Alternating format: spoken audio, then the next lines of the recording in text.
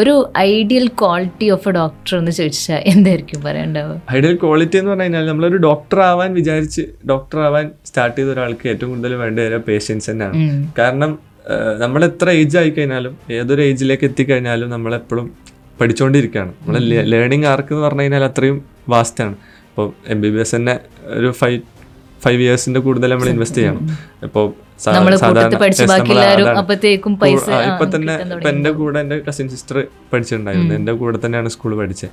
അവളിപ്പോ UG കഴിഞ്ഞ് PG കഴിഞ്ഞ് ഇപ്പൊ ഇന്റേൺഷിപ്പ് ചെയ്തോണ്ടിരിക്കുക. ഞാനിപ്പോഴും ഫൈനൽ ഇയർ ആയിട്ടേ ഉള്ളൂ. അപ്പൊ ആ ഒരു സംഭവം പേഷ്യന്റ് ആയിരിക്കണം നമ്മളെന്നുള്ള ഒരു ചെറിയൊരു ഏജിൽ തന്നെ ലൈഫ് സെറ്റാക്കാം, അല്ലെങ്കിൽ പെട്ടെന്ന് ഫിനാൻഷ്യലി സ്റ്റേബിൾ ആക്കണം എന്നൊക്കെ വിചാരിച്ചു കഴിഞ്ഞാൽ അത് അവർക്ക് പറ്റിയൊരു ഫീൽഡല്ല MBBS എന്നുള്ളത്, അല്ലെങ്കിൽ ഒരു ഡോക്ടർ ആവുക എന്നുള്ളത്.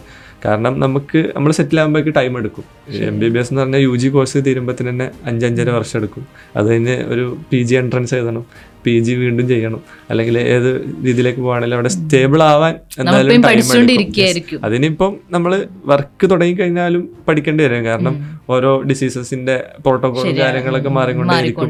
ഓരോ റിസർച്ചേഴ്സ് വരുമ്പോൾ പുതിയ പ്രോട്ടോകോൾ വരും, അത് നമ്മൾ പഠിക്കേണ്ടി വരും. അപ്പോൾ ഏത് ഏജിലും പഠിക്കാൻ റെഡി ആയിട്ടുള്ള പേഷ്യൻ്റ് ആയിട്ടുള്ള കാത്തിരിക്കാൻ തയ്യാറായിട്ടുള്ള ആളുകൾക്ക് പറ്റിയൊരു ഫീൽഡാണ് ഡോക്ടർ ആവുക എന്നുള്ളത്.